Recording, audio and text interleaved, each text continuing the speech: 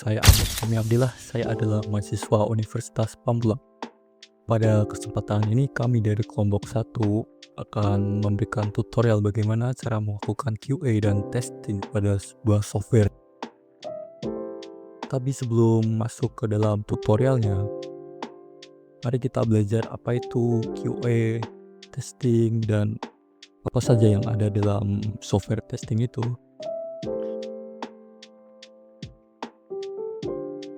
Dalam pengembangan perangkat lunak, kesalahan atau bug tidak bisa dihindari jika aplikasi itu rilis tanpa pengujian yang baik. Hal ini dapat menyebabkan kerugian baik dari pengguna maupun pengembang. Oleh karena itu, diperlukan proses quality assurance dan software testing. QA atau Quality Assurance adalah proses yang bertujuan untuk memastikan bahwa software atau perangkat lunak yang kita buat itu sudah sesuai dengan standar yang ditentukan. Dan QA ini tidak hanya mencari bug, tetapi juga mencegah kesalahan sejak tahap awal pengembangan. Kemudian ada software testing. Software testing ini merupakan part of QA yang berfokus pada pengujian aplikasi secara langsung. Tujuannya adalah untuk memastikan bahwa fitur-fitur yang ada dalam aplikasi ini dapat berjalan dengan sesuai kebutuhan dan spesifikasi sistem. Dan dalam software testing ini ada 3 metode utama yang sering digunakan, yaitu black box, white box, dan gray box. Dan black box testing adalah metode pengujian di mana tester tidak mengetahui struktur internal code atau program. Pengujian dilakukan dengan memberikan input dan melihat output yang dihasilkan seperti yang dilakukan oleh pengguna aplikasi. Dalam ilustrasi ini kita bisa lihat konsep dasar dari black box testing. Di sisi kiri kita bisa lihat requirement dokumen yang menjadi acuan pengujian. Dokumen ini berisi kebutuhan dan fungsi yang harus dipenuhi oleh sistem. Selanjutnya, tester memberikan input ke dalam sistem yang disebut software under test, yang digambarkan sebagai black box. Disebut black box karena tester tidak bisa mengetahui dan tidak memperhatikan proses internal atau kode program dalam sistem. Kemudian sistem ini akan menghasilkan output yang berada di sisi kanan. Output ini selanjutnya divalidasi apakah sudah sesuai dengan kebutuhan yang tertulis pada requirement dokumen atau belum. Jika output sesuai, maka pengujian ini dianggap berhasil. Namun jika output tidak sesuai, maka sistem dinyatakan kesalahan atau bug. Kemudian selanjutnya ada white box testing. Ini white box sendiri ini merupakan kebalikannya dari black box. White box testing dilakukan dengan melihat atau memahami kode program. Jadi tester menguji logika internal seperti bercabangan, perulangan, dan fungsi untuk memastikan semua bagian kode berjalan dengan benar. Pada ilustrasinya ini ditampilkan konsep white box testing, yaitu pengujian dilakukan dengan mengetahui dan memahami kode.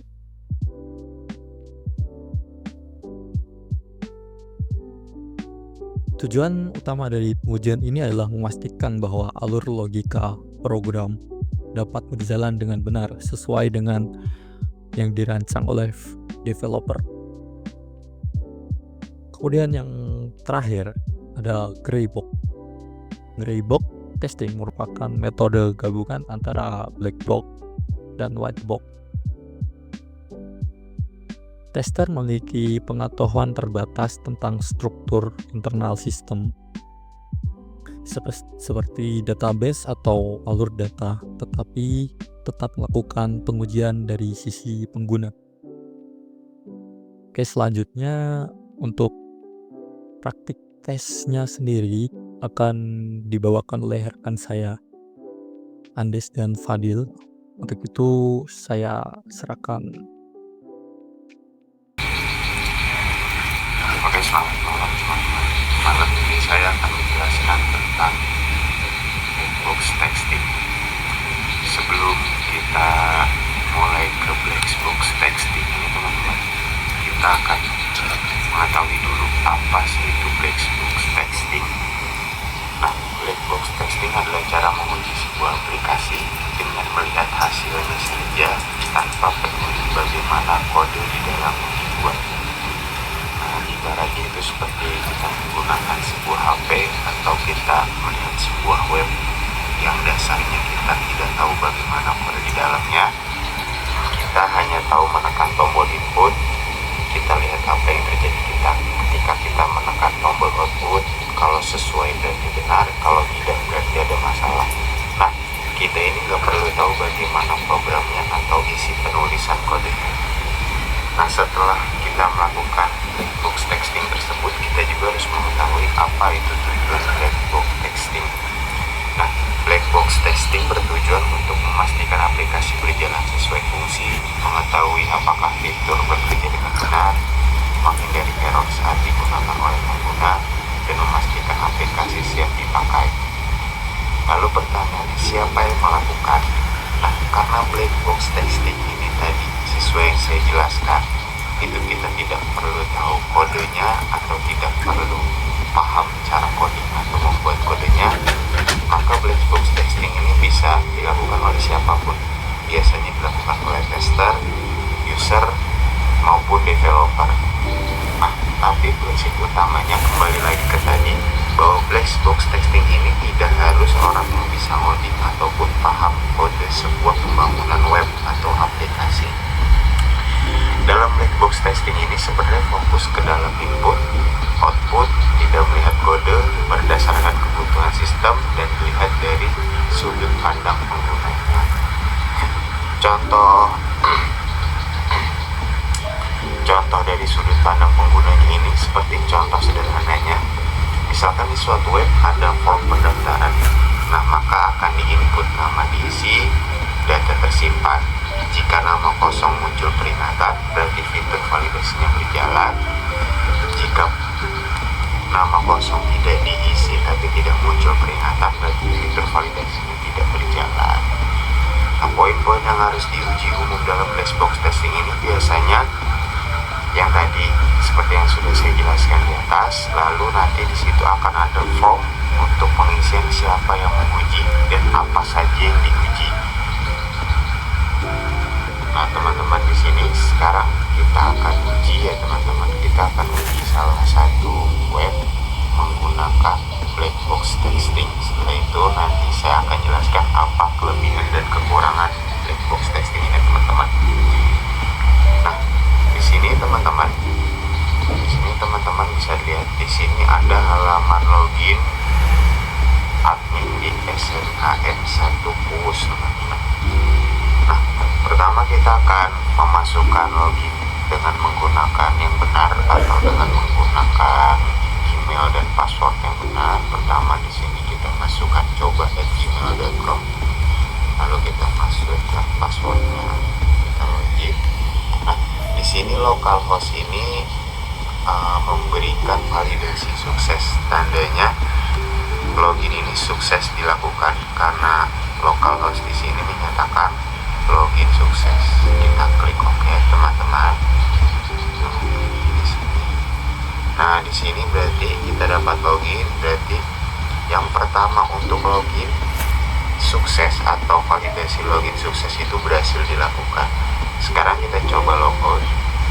Kita ganti passwordnya dulu, kita ganti apa yang kita ganti 1 2 3 4. Kita coba sini passwordnya kita isi random, kita login. Nah, di sini juga ada validasi error yang menyatakan bahwa password dan email yang kita masukkan ini salah atau tidak terdaftar. Berarti di sini untuk yang kedua, ini untuk fitur login, errornya di sini menyala atau berfungsi teman-teman. Berarti sudah sesuai standarisasi. Oke, lanjut kita masukkan lagi ke yang benar ya teman-teman. Kita login, oke sukses. Nah, tadi sudah di halaman login, yaitu kita login benar atau salahnya sudah sesuai. Sekarang kita akan masuk ke data jurusan. Oke, nah di sini data jurusan teman-teman. Nanti tadi sesuai dengan apa yang saya sampaikan ke teman-teman, bahwa black box testing ini selain menguji tadi login atau logout, nah di sini juga menguji bagaimana create, input, output. Di sini kita akan uji teman-teman. Kita akan coba tambah. Oke, kita masukkan jurusan. Di sini misalnya kita masukkan jurusan IPA. Jumlah kelasnya kita masukkan 10. Kita simpan. Data jurusan berhasil disimpan. Nah, balik lagi. Form validasinya kembali terkirim, data jurusannya berhasil disimpan. Kita oke. Nah, di sini sudah tampil jurusan IPA, teman-teman. Nah, berarti sekarang kita lanjut ke kita coba hapus, teman-teman. Kita coba hapus. Nah, di sini data jurusan berhasil dihapus. Kita klik OK. Oke, di sini sudah hilang, teman-teman.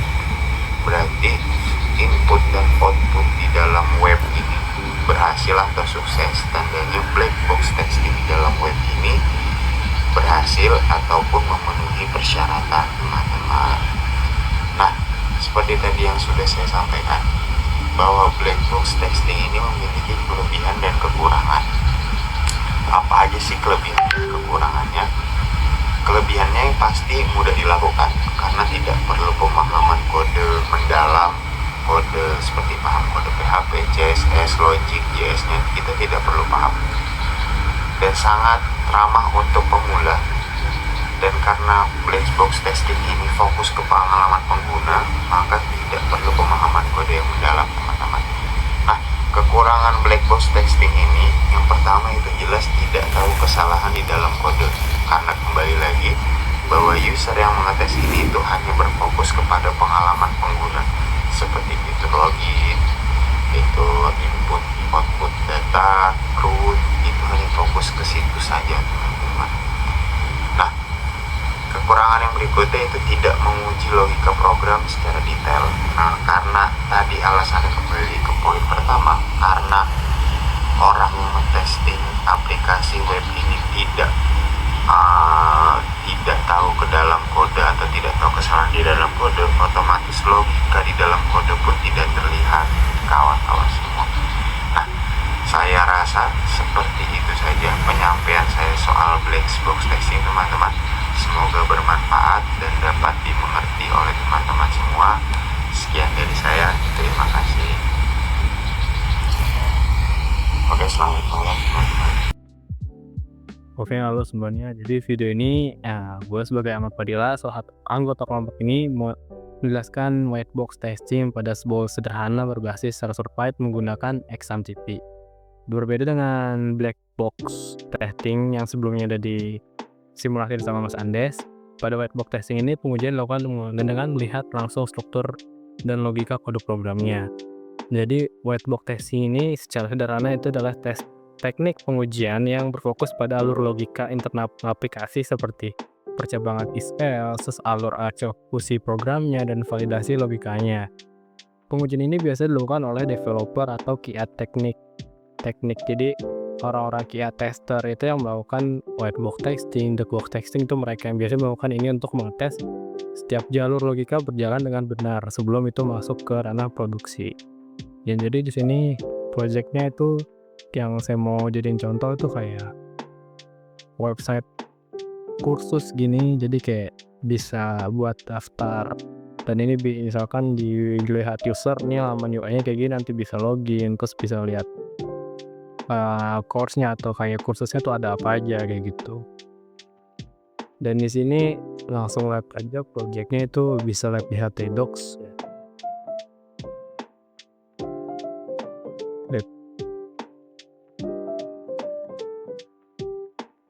Lihat labnya langsung di meja.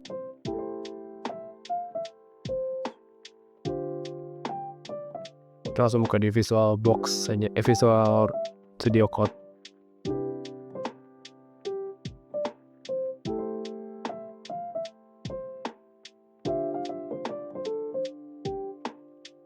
Oke, nah di sini kelihatan kan folder atau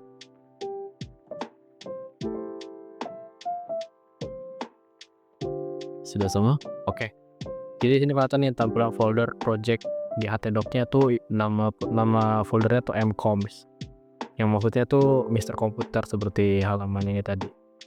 Dan ini susunannya tuh ada file admin, asset, config, page, dan ini indeksnya untuk login, logout, dan register. Itu ada di awal semuanya. Dan pada project ini aplikasi dijalankan menggunakan SMPP teman-teman. Oke, deh.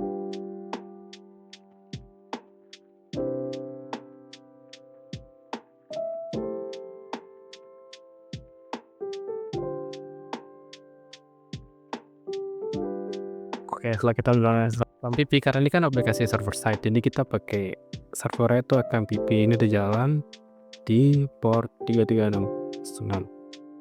Nah, oke, di sini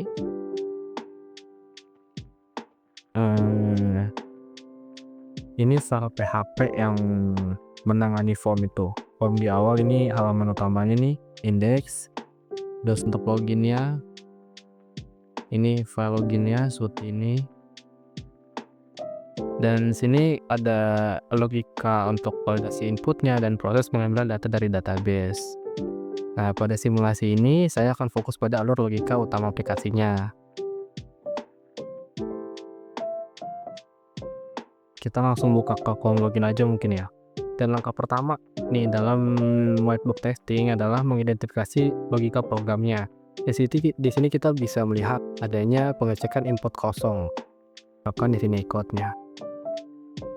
Ini dia ngambil data dari database dan ini ada keterangannya if error email ini dan password harus diisi. Kalau misalkan kondisinya itu nggak diisi dan ini akan muncul alert email password harus diisi. Dan di sini akan ada inputnya divalidasi dari database dan nanti mengarahkan role itu ada dua dari login tadi, ada admin sama ada user. Kan kalau admin dia langsung masuk ke halaman admin, kalau user dia masuk ke page dan bagian dashboard user kayak gitu. Dan mungkin ini simulasiin dulu aja kali dari tampilan awalnya, misalkan login.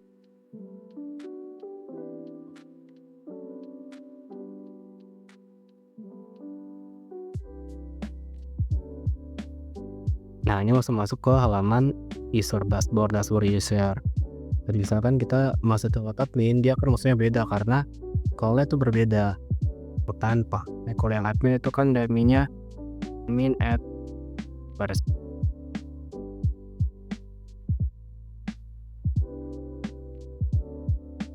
Nah, kalau ini kan pasti halaman berbeda. Ini sesuai sama yang kita udah tuliskan di sini. Jadi if role-nya itu user, role-nya itu admin, dia akan masuk ke admin dashboard HP. Tapi jika role bukan admin, else dia role user atau selain admin, dia akan masuk ke page dashboard user. Perbedaannya dari situ. Dan ini berarti urutan logikanya itu udah benar. Dan jika ada di sini verify password yang salah, kita akan muncul tulisan email dan password itu salah. Itu langkah pertama dalam whitebox. Misalkan kita test case-nya itu login. Selanjutnya kita mengidentifikasi percabangan logika dari kode. Jadi percabangan logikanya tadi udah kayak tadi, ini if dan else itu percabangannya dan itu urutannya sudah benar. Jika passwordnya harus diisi, kalau nggak diisi passwordnya harus diisi, dan kalau emang udah diisi dicek dulu passwordnya atau enggak. Kalau enggak nanti ada tulisan email password salah. Atau mungkin lebih jelasnya kita simulasiin kalian kita ngasih password yang salah. Komputer kita passwordnya pakai apa? 1, 2, 3. pasal itu salah, karena ini berarti sesuai dengan sistem tadi, ini alurnya. Berarti dapat dibuktikan kalau alur dari logika ini sudah benar dan bisa berjalan dengan baik. Dan dari simulasi ini, dari testing ini dapat disimpulkan kalau setiap kondisi memiliki respon yang jelas, tidak ada logika yang terlewati dan alur program berjalan sesuai desain. Artinya, struktur logika aplikasi sudah berjalan dengan baik. Dan white box testing ini memastikan bahwa semua percobaan kode diuji dan tidak ada jalur logika yang terlewat. Aplikasi bekerja secara konsisten dari sisi internal. Jadi semuanya harus dicek dari login, logout, dan register. Nanti juga dimasukin misalkan akun baru gitu, harus ada korelasinya sama database, apakah nanti kesimpan atau nanti nggak kesimpan, itu harus cek semua alurnya, if else nya terus dicek semuanya gitu.